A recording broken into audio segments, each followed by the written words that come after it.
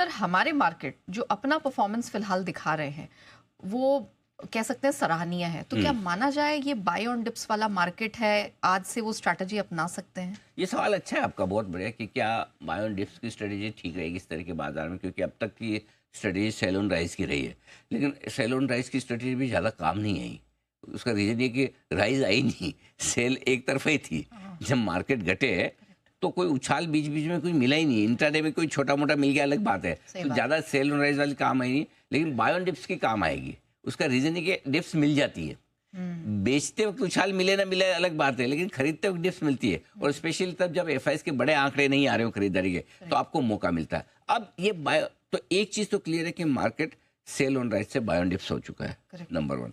Number 2, अच्छी बात है कि 27 जनवरी के दिन जो हमने लोज बनाए हैं निफ्टी बैंक निफ्टी पे, वो हम आसानी से नहीं तोड़ेंगे। मतलब 22,800 23,000 आपके लिए निफ्टी पर बहुत मजबूत सपोर्ट होकर बॉटम बन गया एक तरह से।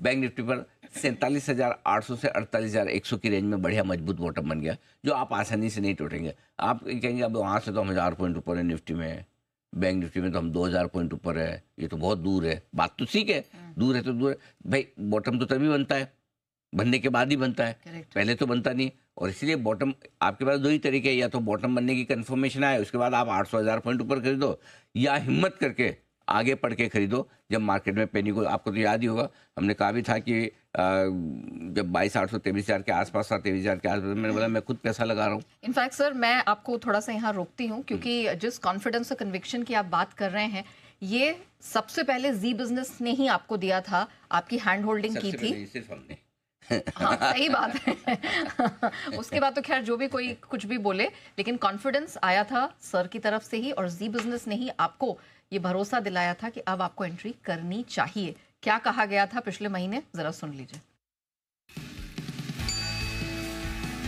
मुझे पूरा विश्वास है, भरोसा है कि पिछले वीकेंड से लेकर अब तक जो कुछ हुआ है उसके दम पर मैं ये कह सकता हूँ कि बाजार के लिए बुरा समय जल्दी खत्म होने वाला है।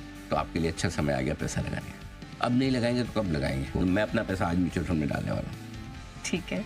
मैं अपने तो कई बार लोग मुझे बोलते हैं कि सर आप जब भी बोलते हो तो हमें कॉन्फिडेंस आता है, हमें भी लगता है हमें डालना चाहिए। तो आज मेरा इरादा है मैं फ्लेक्सी के फंड्स में पैसा डालूंगा। हमें पैसा लगाने का हमने तो लगाया भी पिछले हफ्ते, वो तो सीधी सी बात है, हमने तो कल भी लगाया है।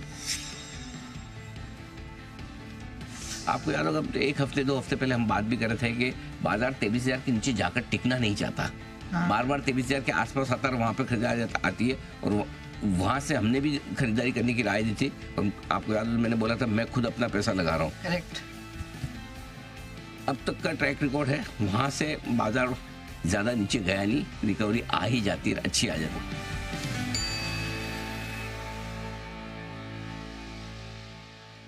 बजट से पहले और एफआईएस का कोई क्यूज नहीं था, फिर भी इतना कॉन्फिडेंस कैसे था? नहीं, कॉन्फिडेंस ऑनेस्टली है ना, कॉन्फिडेंस लेवल से और करेक्शन से आता है। देखिए एक चीज़ समझनी चाहिए ना कि हम कोई मंदी के मार्केट में नहीं। मैं अभी दिल्ली भी हमने भारत मंडपम में जो शो किया था, लोग पूछे थे, मैंने कहा आपके पास 2 ऑप्शन है मंदी के, कौन सी मंदी चाहिए? एक मंदी ये जो अभी चल रही है कि अर्निंग स्लो डाउन है, जीडीपी की ग्रोथ थोड़ी धीमी पड़ी है, ठीक है, वैल्यूएशन थोड़े महंगे हैं, इसलिए मार्केट गिर जाना चाहिए।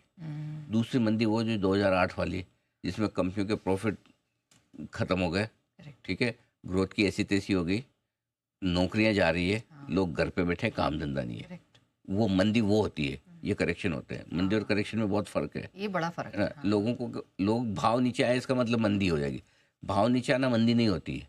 मंदी अलग चीज़ है, मंदी तो ये तो मंदी है ही नहीं, ये भावों का करेक्शन है। बुल मार्केट में भी करेक्शन आ सकते हैं, ठीक है ना, कोई बड़ी बात नहीं है। सबने तुरंत हाथ खड़ा कर, नहीं नहीं अभी वाली ठीक है नहीं, वो एक कहावत है ना, वो कहते हैं कि मतलब पड़ोसी की नौकरी जाए तो मतलब इकोनॉमी में धीमापन है, और खुद की नौकरी जाए तो इकोनॉमी में मंदी है ना, तो वैसा हाल है। सो ये है ना, ये करेक्शन होना था और इसलिए जब अगर हम बुल मार्केट में हैं तो अगर आपका मिड कैप 17% घट गया इंडेक्स ऊपर से, स्मॉल कैप 20% घट गया, उससे ज़्यादा जाने में मंदी के मार्केट में ज़्यादा 12, 13, 14% आपके निफ्टी बैंक निफ्टी है, तो फिर आप कभी भी ऐसे तो फिर बॉटम पे लगा नहीं सकते पैसा, तो आपको टुकड़ों में कहीं न कहीं तो लगाना होता है। और टचवुड मैं बोलता हूँ, अब तक तो नेहा हमेशा ये सही हुआ कि जब जब हमने हिम्मत करके सब बोला है, लगाया है पैसा, और ऑनेस्टली लगाया। मैंने तो जब ग्राउंड इवेंट पे थी तब मैंने बात भी की कि हम कहाँ, मैंने कौन से फंड्स में पैसा लगाया वो भी मैंने बोला है। समीर सर आए थे, मैंने उनको भी बोला था कि उनके फंड में भी मैंने पैसा लगाया था, फ्लेक्सी कैप में। तो वो आपको हिम्मत करनी पड़ती है। और आज भी हमारी ग्राउंड इवेंट है, हाँ। मुंबई में ही है, द ललित में, शाम को 5 बजे है हमारी। तो वहाँ पर भी हम बजट संवाद करने जा रहे हैं आज, तो वहाँ पे हमारे दर्शकों से मिलेंगे। तो इस तरह के सवाल, कई बार ग्राउंड इवेंट पे ज़्यादा समय होता है, लग्जरियती बात करते हैं। एनीवे, सो इसलिए कन्विक्शन आपको इस लेवल से आता है। और ये तो था ही हमारा, तब जब हमने कहा कि एक बार 22,800 आ जाए तो करेक्शन पूरा कर ले, वो भी ज़्यादा बढ़िया है। अच्छा, जो लोग आना चाहते हैं उनके लिए वो आ गई स्क्रीन, तो आप अपना रजिस्ट्रेशन करके आ सकते हैं। रजिस्ट्रेशन फ्री है, पैसे वैसे कोई देने नहीं है। आ जाइए, बाजार के बड़े बड़े दिग्गज होंगे वहाँ पर, मैं भी रहूँगा, तो आपसे मुलाकात होगी।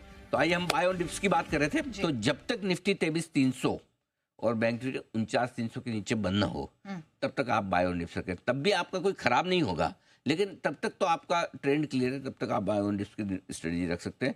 ऊपर में 23,800 और 50,500 के ऊपर आज बंद होते हैं तो मजबूती और बढ़ेगी। ठीक है।